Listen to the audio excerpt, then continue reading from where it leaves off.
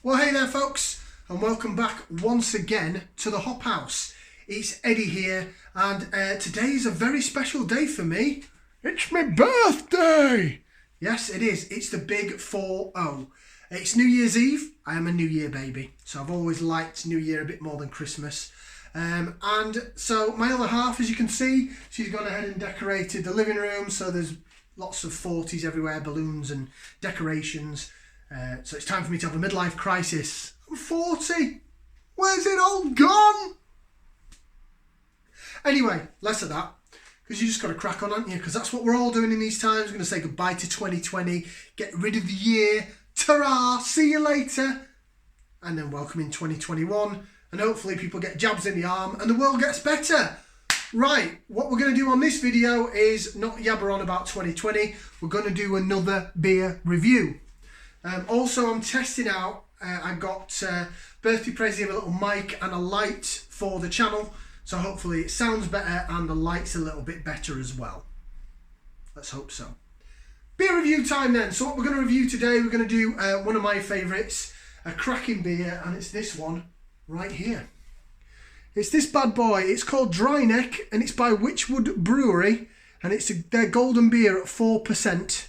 In the old 500ml bottle. Wychwood Brewery, the makers of Hobgoblin. Of course, we've done the Gold and the IPA. We'll probably do the Ruby as well in the future because that's the original Hobgoblin. This is an off-shot of theirs, Dryneck. This is the new label. We did say that Wychwood had recently redesigned all the labels for the beers, and this is the new design. Preferred the old one. The old one was a bit more cartoony, like the mystical style, and it had a guy with a really long neck that looked a bit like a giraffe. But this is some random cartoon geezer sat down. Don't know what all that's about. Right then, so it has been refrigerated. It's been out of the fridge probably about 15-20 minutes. So let's open it up. Let's get it into the glass and get the appearance, shall we? Got the Hobgoblin glass for this one because it is Wychwood Brewery after all. Get it open. You get a little star. This is the new logo for Wychwood, is the star. It used to be a witch on a broomstick, but they've gone with a star instead. It's all very Heineken-ish, if you ask me. Right, into the Hobgoblin glass she goes. So it says it's a golden beer. So that's what we're expecting it to look like. And I'll tell you what, if looks don't deceive, that's exactly what it looks like. Golden. It's very hissy.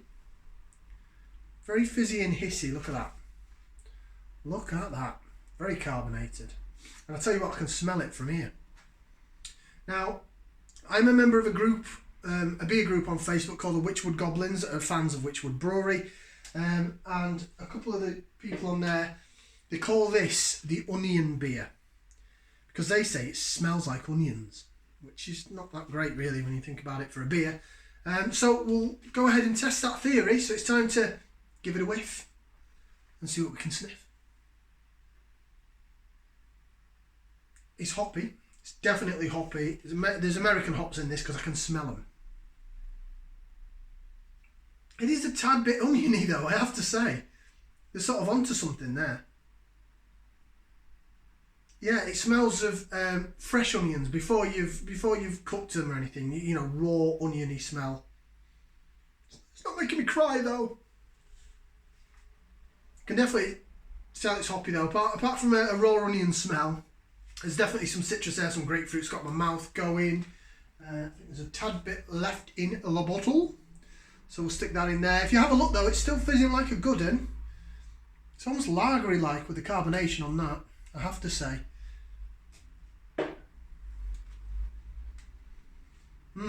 Onions, raw onions and grapefruity citrus.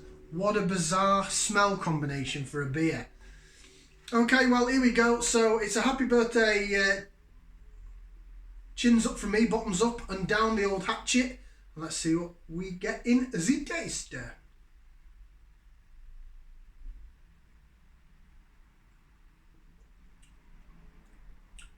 Yeah.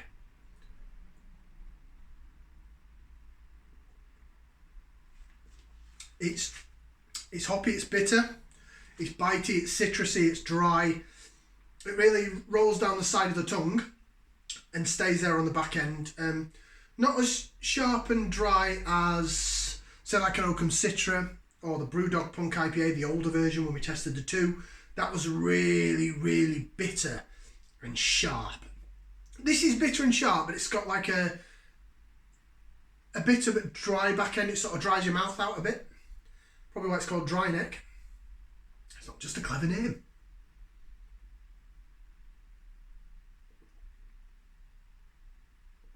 It is really nice. And I already know because I've drunk this before, but I can tell straight away. This has one of my favourite hops in it. It's not a C hop. It's not. It's an American hop, but it's not one of the C hops. It's my favourite hop. So what does it have in it? Mosaic. Mosaic hop. It's quite a new hop. It is a collaboration, I believe, of two hops. I can't remember the names of them. I should have known for this review. I think it's Summit and something else. Comet and Summit or something like that. Anyway, two hops combined. They brought them both together and created Mosaic, which is a new hop. So it does say on the bottle, Dryneck. Malts of the palest hue combined with the magic of Mosaic hops create refreshing fruity aromas and thirst-quenching flavours of sweet citrus and dark berry fruits. The perfect beer to quench the driest of throats. And there you have it, 4%. Dryneck. It's making my mouth go. It is hoppy, it's bitter, it's dry. I wouldn't say it was a beer to quench the driest of throats, more like it's going to make you throat the driest of throats. It is sort of refreshing, and it's got my saliva going in my mouth. It's really got me going really nice. Now, what I always said when I first tried this is very, very, very similar to the Hobgoblin IPA. So we tried the Hobgoblin IPA, obviously in the bottle and the can. That's really hoppy and bitter, but it's got a bit of sweetness about it. This is similar, maybe a tad bit without the sweetness, but it's very similar in the hop character and taste to the Hobgoblin IPA, but it's 4%. So to me, it's like the little brother to the Hobgoblin IPA. It's hoppy, it's in your face, it's quite dry at the back end, but it's without the sweetness that you get from the bottle Hobgoblin IPA more than the can. So this could be a warm-up drink, really, if you're going to then go up to the Hobgoblin IPA. Right then, in summary, it's very, very, very, very, very, very, very nice. It looks golden, although it's highly carbonated and looks very fizzy. It's not gassy. It's not making me want to burp. It's full of flavour, though, in terms of your American dry hop flavour.